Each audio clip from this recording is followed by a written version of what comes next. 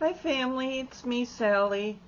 Sorry I haven't been on in a while. I had to have a procedure done on my shoulder, and they went in with some needles to break up calcium that is around my rotator cuff. So if you could be in prayer for me for that, for quick healing. It's really very painful.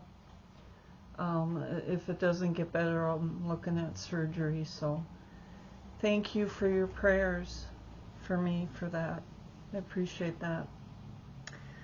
Today I want to talk about the question that people ask is, well, is the rapture in Matthew chapter 24? So I want to go over some scriptures and rightly divide the word to show you that. Anyway, I will leave the answer as the further we get into it. So I'm not going to read all of it, but I want to point out the highlights. So the context starts back in, of course, Matthew chapter 23. And he's addressing the Pharisees, which are the religious leaders, the scribes and Pharisees. And verse 37, he's talking about Jerusalem. "O Jerusalem, Jerusalem, the one who kills the prophets and stones those who are sent to her." So the context is Jerusalem, not the church. Okay, that's number one. So before Jesus returns, they have to call on him and say, "Blessed is he who comes in the name of the Lord," which means they have to believe that Yeshua is their Messiah, and they will. The remnant will. Not the secular Jews. They're going to follow the Antichrist head over heels. But the remnant will be saved in the end. So anyway, that's why Satan is very persistent. Yeah, he knows what God's word says, that he'll be defeated in the end. But he doesn't believe that. He thinks he has a good chance of, if he can possibly kill every Jew on the planet, then there's no Jew to call upon the Lord and ask him to return. So then he can call God. I'm talking about Satan can turn around and call God a liar and accuse God, "Oh, you can't keep your promises." So, and that way, if he can prevent the Lord from returning, then he can have full reign on earth. I'm talking about Satan, because Jesus has to come back and rescue the remnant and cast Satan and the false prophet and the Antichrist into the lake of fire, which will eventually happen. First, the Antichrist and the false prophet will be thrown into the lake of fire, and then Satan will be locked up, chained up in the pit for 1,000 years for the millennial kingdom. And then after he gets released and the Lord defeats all those armies, then he casts Satan himself into the lake of fire. So that's your unholy trinity right there. Satan, the Antichrist, which is the beast that comes up from the bottomless pit, and the false prophet. So remember, Satan always likes to copycat everything that God does. He flips it and twists it, flips it on its head to deceive people. Okay, so the context is Jerusalem. Then the disciples come to him. Basically, he told them not one stone will be upon another. And of course that troubled the disciples, so they came to him and said, when will these things be? Which is basically they're asking about 70 AD, when the Romans came in and destroyed the temple. So that's the first question. The second question, what is the sign of your coming and the end of the age? So that's the tribulation, Jacob's trouble time,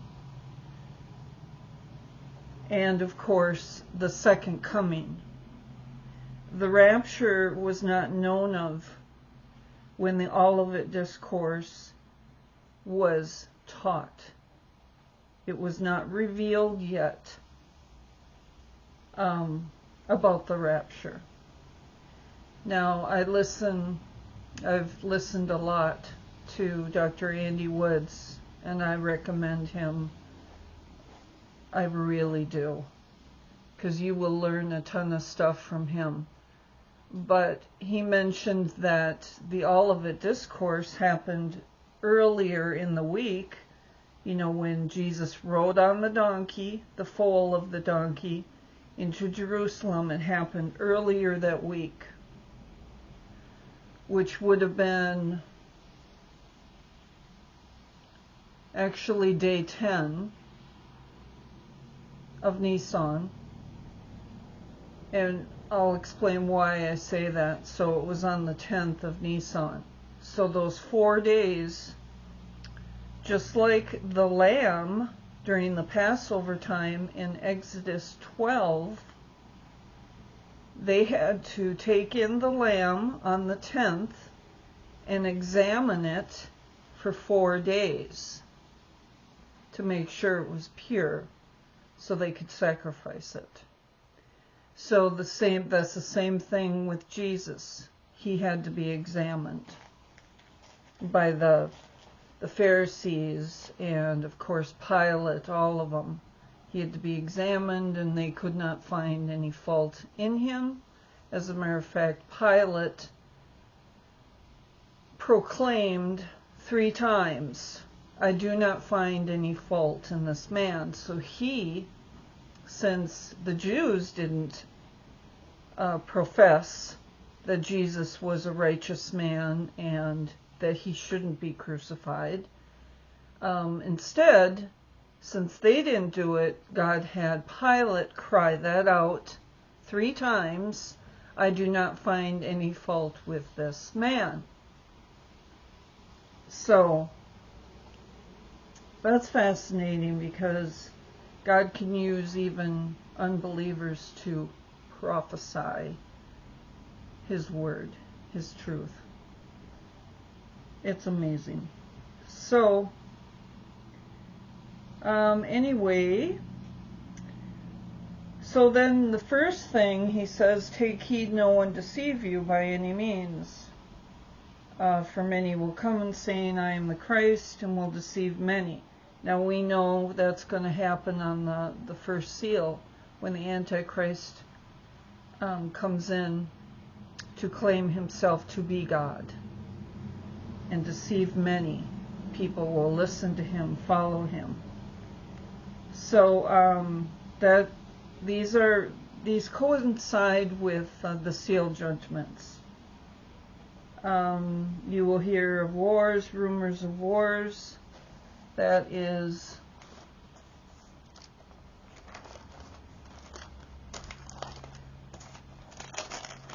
so the first seal is the white horse. So that would be a false Messiah, where he's going to go out to conquer, but he's also going to deceive. Seal number 2 is war, where it takes peace completely from the earth. That is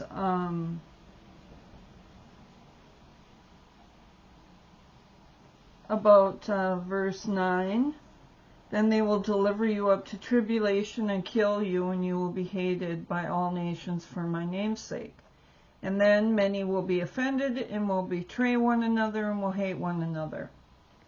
So that is seal number 2, where peace is taken from the earth and they go out and kill each other.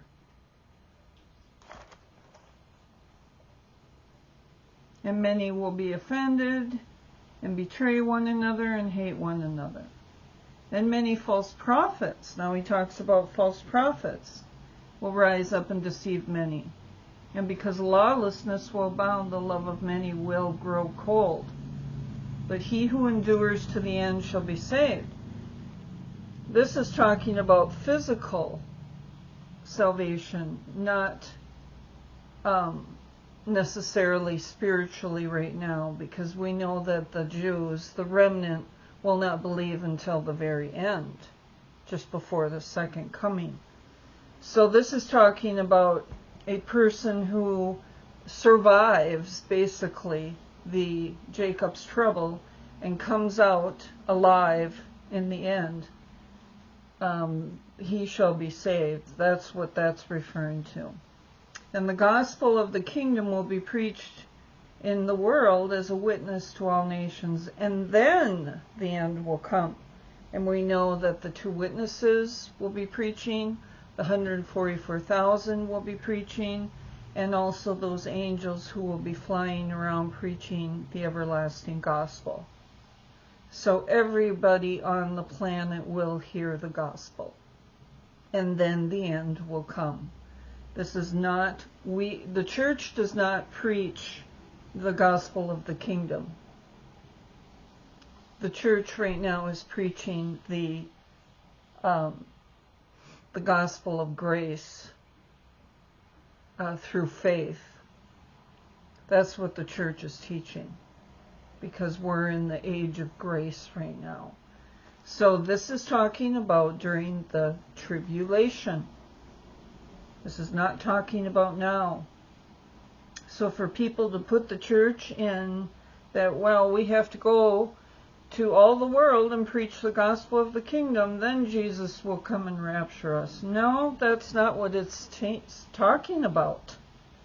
Because right now we're in the age of grace. So anyway, and then verse 15, of course, is the midpoint of the tribulation when the abomination of desolation is set up. Then let those who are in Judea flee to the mountains. Okay.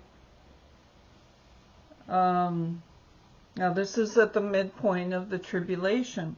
This is mentioned in Revelation chapter 12, where he gives them wings, where they fly to the wilderness, to a place where God has prepared for them for 1,260 days, 3.5 years. So that's at the midpoint. All right, let's see.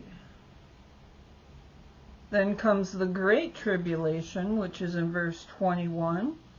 So after the midpoint, then the Great Tribulation. Now he's talking about false Christs again and false prophets, and they will do great signs and wonders. At this point, I believe they will probably very much mirror those magicians during Moses when he went to Pharaoh and said, "Let my people go." Those magicians would perform same type of miracles that Yahweh was. But yet they couldn't undo certain things that God had set in motion. They couldn't undo it. So they couldn't do everything that God did, basically. So there's going to be a lot of magicians who are going to do sorcery, that type of thing. It was signs and wonders.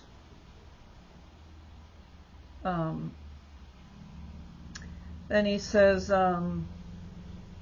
do not believe when somebody says, look, he's in the desert, don't go out. So a lot of deception. And he's talking about as the lightning comes from the east and the flashes to the west, then you will know that's the coming of the Son of Man. So he's basically saying, no, those people who are claiming to be Christ and false prophets and stuff. Don't believe them, because you will know when I come. It will be as lightning comes from the east and flashes to the west. Okay, verse 28, and wherever the carcass is, there the eagles will be gathered together. Actually, it means vultures. That's what it means. For wherever the carcass is, which means dead bodies, there the vultures will be gathered. When is that going to happen? At the end of the tribulation. Let's go to Revelation 19, verse 17 through 18. Then I saw an angel standing in the sun, and he cried with a loud voice, saying to all the birds that fly in the midst of heaven, come and gather together for the supper of the great God, that you may eat the flesh of kings, the flesh of captains, the flesh of mighty men, the flesh of horses, and of those who sit on them, and the flesh of all people, free, slave, both small and great. And that also goes along with Ezekiel 39, verses 17 through 20. So, I think there's two Gog of Magogs. There's one probably in the beginning of the tribulation. Then there's going to be a second one, which is at the end of the tribulation, which is in Revelation chapter 20, verse 8. About Satan. After he's released from his prison, he will go out and deceive the nations which are on the four corners of the earth, Gog and Magog. And to gather them together to battle, whose number is as the sand of the sea. So there's that. And that's when he's telling the birds to come, because he's getting ready for that battle.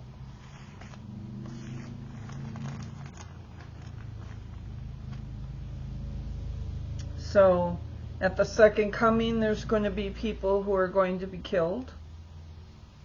And then, of course, those people who go into the kingdom, including all the nations, the Gentile nations will have children, and not all of them will believe in the Lord. And they will be the ones that when Satan goes out to deceive them, they will be the ones who will come against Jerusalem and to fight against Jesus himself. So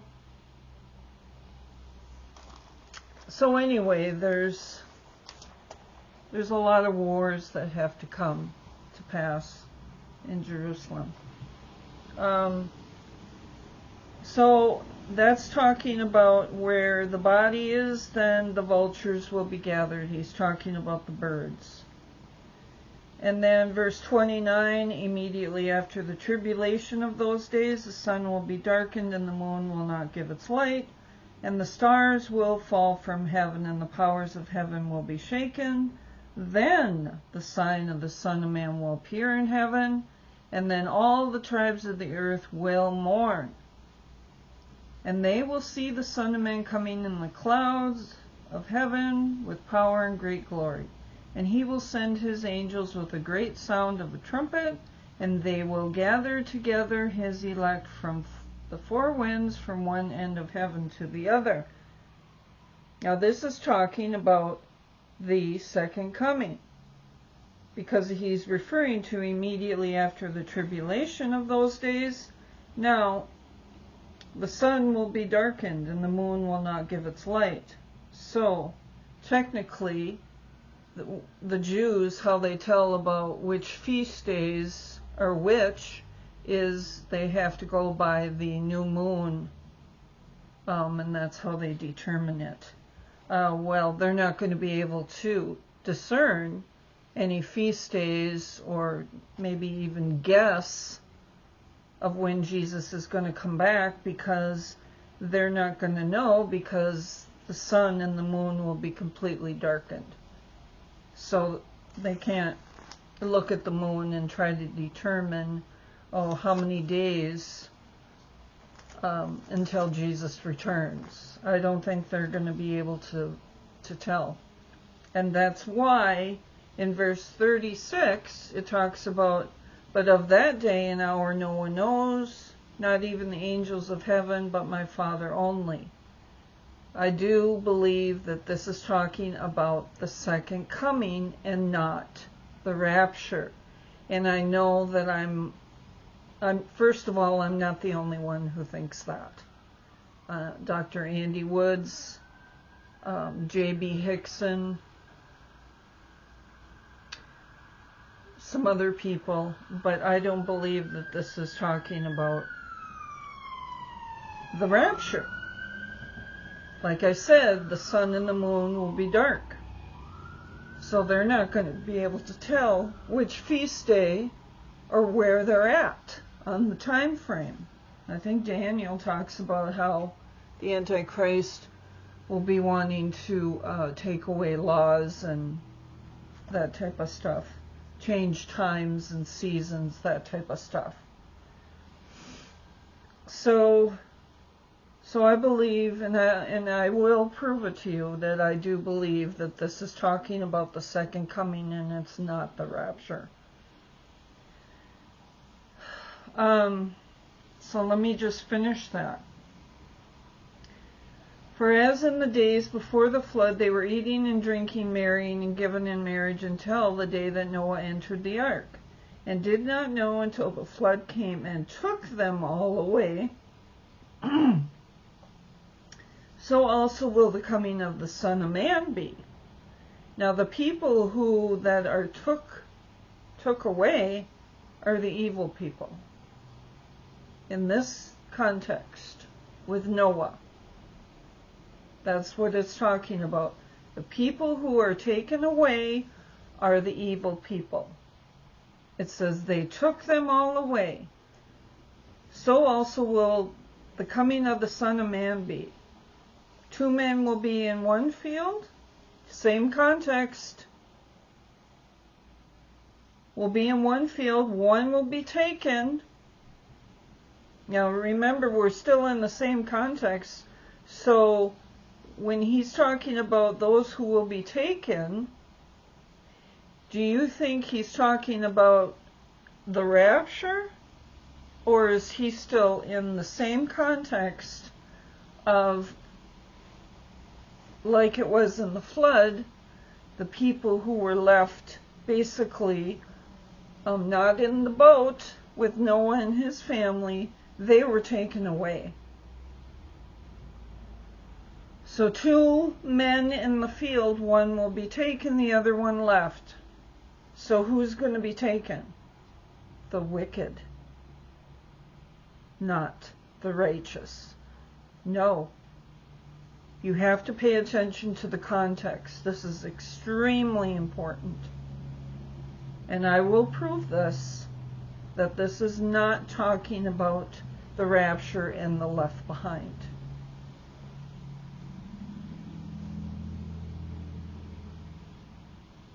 Watch therefore, you do not know what hour the Lord is coming. But know this, that if the master of the house had known what hour the thief would come, well, Jesus is not going to come as a thief to us. So that's another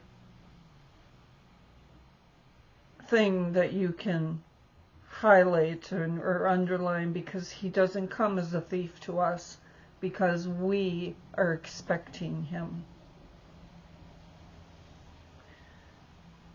So that's why another reason why I don't believe that this is talking about the church. Therefore you also be ready, for the Son of Man is coming in an hour you do not expect. Okay, but we are expecting him. Believe you me, we are. We're like saying, how long, O Lord, when are you coming? We are expecting him any minute. Okay. Now let me point something out as far as what's going to go along with verses Matthew 24, verses 36 through 44. I want to take you to Zechariah chapter 14. We'll start with verse 1. Behold, the day of the Lord is coming, and your spoil will be divided in your midst. For I will gather all the nations to battle against Jerusalem. The city shall be taken, the houses rifled, the women's ravished. Boy, that sounds like just what happened to Israel. Wow. Almost like a shadow of what's going to come. And all the women ravished. Half the city will go into captivity, but the remnant of the people shall not be cut off from the city. Okay.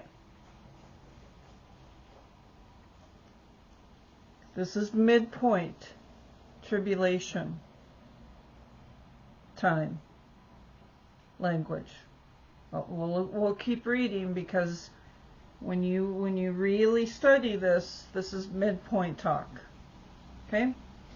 Verse 3, then the Lord will go forth and fight against those nations as he fights in the day of battle. And in that day his feet will stand on the Mount of Olives, which faces Jerusalem on the east, and the Mount of Olives shall be split in two, from east to west, making a very large valley. Half the mountain shall move towards the south or north, and half of it towards the south.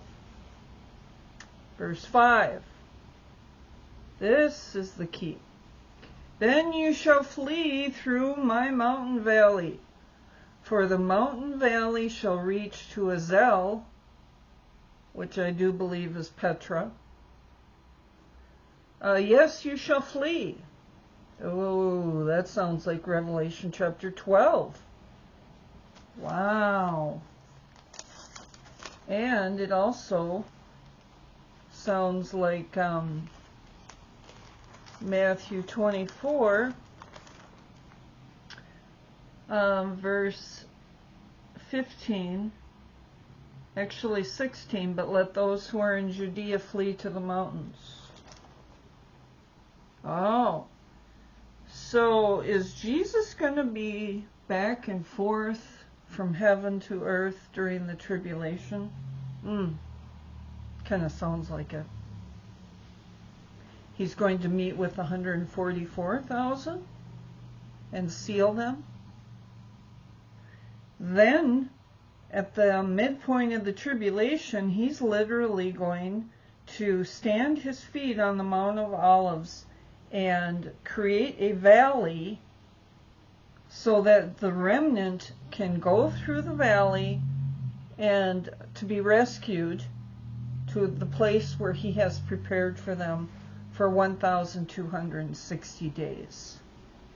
I don't think that this is talking about at the second coming. This is midpoint. These verses right here that I just read.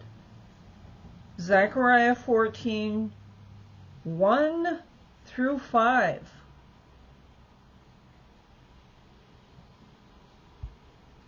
That is talking about the midpoint. Read it yourself, study it. Thus the Lord my God will come, and all the saints with you. Now that's the same as, of course, that's the second coming. Thus the Lord will come.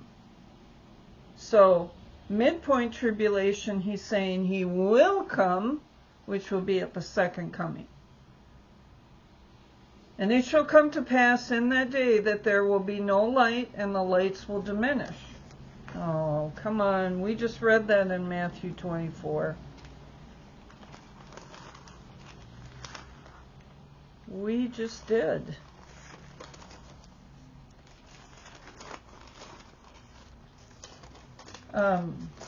Immediately after the tribulation in those days, the sun will be darkened and the moon will not give its light, and the stars will fall from heaven and the powers of heaven will be shaken. There will be no night. There will be no light. The lights will diminish. It shall be one day which is known to the Lord. Oh, that sounds like Matthew 24, verse 36. But of that day and hour no one knows, not even the angels of heaven, but my Father only. Why? Why only the Father? Because when the remnant cry out to God the Father and say, we need you to come rescue us, please forgive us, and at that point they're crying out for repentance.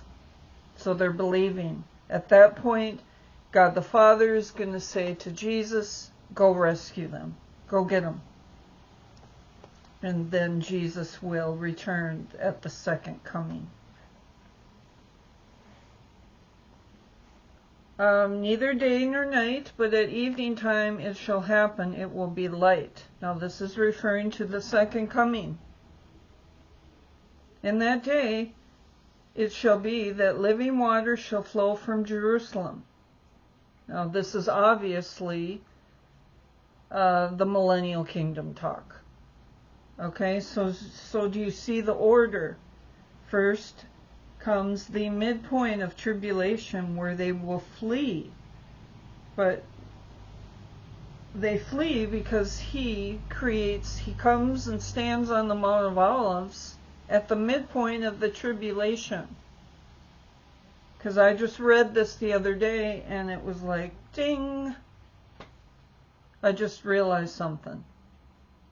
He's going to be coming back and forth in order to help them. I believe he's going to be right here with them. So in that day, living waters shall flow from Jerusalem, half of them toward the eastern sea and half of them towards the western sea. Both summer and winter it shall occur. And the Lord shall be king over all the earth. See, this is the millennial kingdom.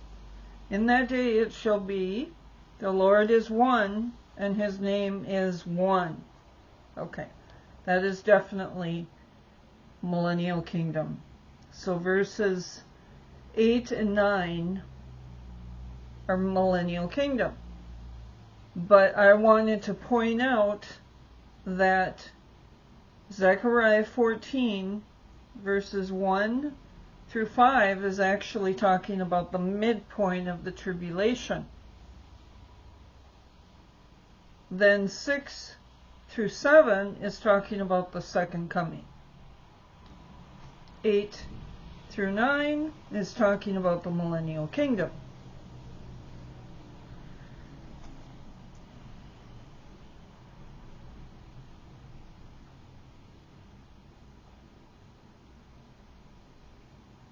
And then this other part I wanted to show you in Revelation chapter 11. So when Jesus returns, puts his feet on the Mount of Olives, it's going to create that valley. It's going to create a huge earthquake, actually, and create a valley so that they can flee to the wilderness. Okay? But I wanted to point this out in Revelation 11. About the two witnesses, verse 11. Now after 3.5 days, the breath of life came from God, entered them, and they stood on their feet, and great fear fell on all those who saw them. And they heard a loud voice from heaven saying to them, Now the them there is the two witnesses. Come up here. And they ascended to heaven in a cloud, and their enemies saw them. In that same hour there was a great earthquake, and 1/10 of the city fell. In the earthquake 7,000 people were killed, but the rest were afraid and gave glory to the God of heaven. So this is at the midpoint of the tribulation. The beast comes up from the pit, and that's when the Antichrist gets resurrected, but now he's a beast. And then he kills the two witnesses, but at that time Jesus is going to create that great earthquake and create that valley for the Jews to be able to flee. The remnant will flee to the wilderness during that time.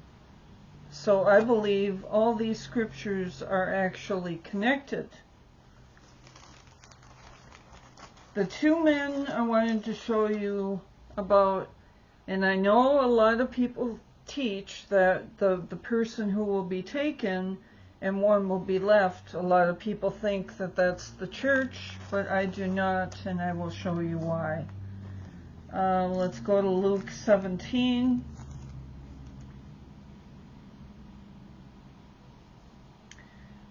Let's see here, start in 26. And as it were in the days of Noah, so shall it be in the days of the Son of Man. They ate, they drank, they married wives, and they were given in marriage, until the day that Noah entered the ark, and the flood came and destroyed them all. Likewise, as it also in the days of Lot, they ate, they drank, and they bought, they sold, they planted, they built, but on the day that Lot went out of Sodom, it rained fire and brimstone from heaven and destroyed them all. Even so it will be when the Son of Man is revealed. In that day he's on the housetop, and his goods are in the house, let him not come down and take them away. And likewise the one who's in the field, let him not turn back. Now, this is talking about, again, the midpoint of the tribulation, because it's talking about the Jews who are on the housetop. Don't go back into your house, get your stuff. No, just run to the wilderness.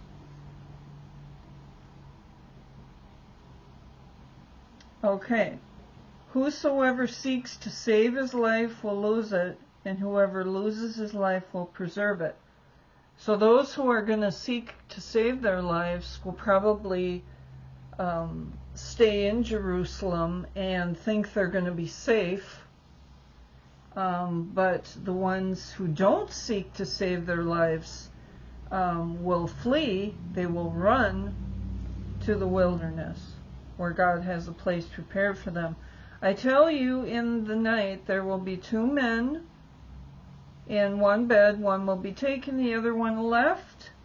Two women will be grinding together, one will be taken and the other one left. Two men will be in a field, one will be taken and the other left. And they answered and said to him, Where, Lord? And he said, Wherever the body is, there the vultures will be gathered together. So, like I said, to be taken in these passages is not a good thing, because the ones who are taken will be destroyed. And I will show you that also in Matthew 13.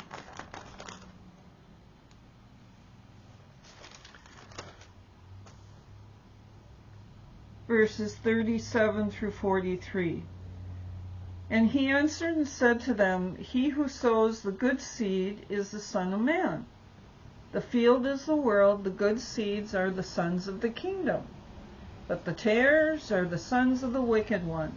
The enemy who sowed them is the devil, and the harvest is at the end of the age. And the reapers are the angels.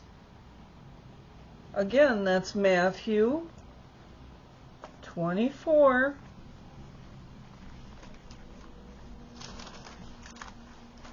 That goes along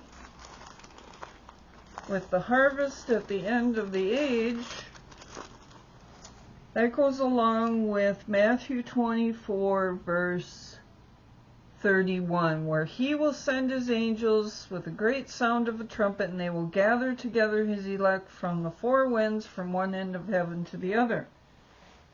So the reapers are the angels. This is at the end of the tribulation, at the harvest. Therefore the tares are gathered and burned in the fire. So those are the ones taken. The tares are first gathered and burned in the fire. So it will be at the end of this age.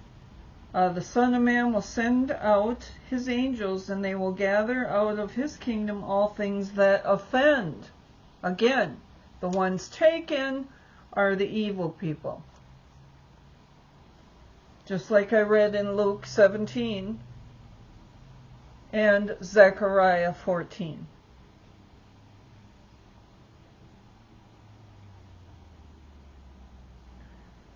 Okay, all those who offend and those who practice lawlessness, and will cast them into the furnace of fire. There will be wailing and gnashing of teeth. Then the righteous will shine forth as the sun in the kingdom of the Father. So the righteous will go into the millennial kingdom. But first of all, the wicked are taken and cast into the furnace of fire. So I do not believe that those verses, one will be taken, one will be left, is referring to the rapture. So I hope these verses make sense. I hope this makes sense. I probably forgot some things, but I just wanted to come on and try to explain this to you. Matthew 25 is not talking about the rapture either. It talks about the parable of the talents, the sheep and goat judgments. No, this is all second coming language. So we have to, when we read the Bible, we have to read it within the context that it's supposed to be. But study Zechariah 14 and look at it. Really look at it. So I do believe Jesus will be back and forth during the tribulation. I don't believe he's just going to be up there with us. Well, he's omnipresent. He can be in multiple places at the same time.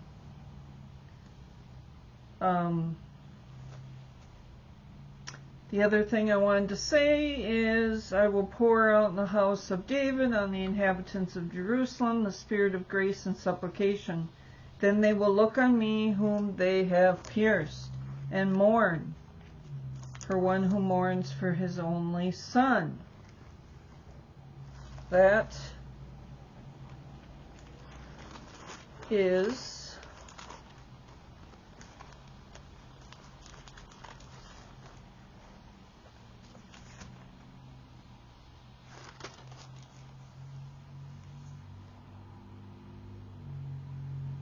anyway, that's when they repent and they turn to him and they believe in him, and then he will return because they believe in him and they have called out to him.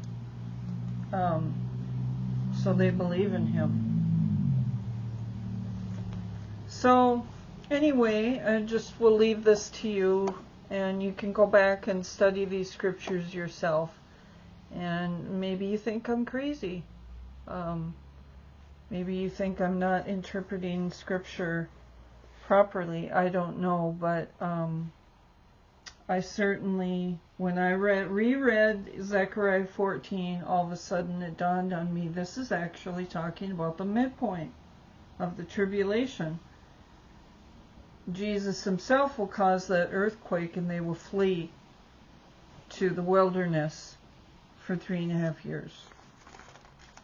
So, anyway, I'll let you guys study these scriptures and let me know what you guys think. I'd love to know. And let's keep Israel in prayer, and all the Jews and Christians around the world, that we have God's protection, that we are under the wings, under his wings. He is our refuge. Read Psalm 91 every day for us and for the Jews. So, alright guys, so I will let you go, and we'll see you again soon. Okay, love you. Bye.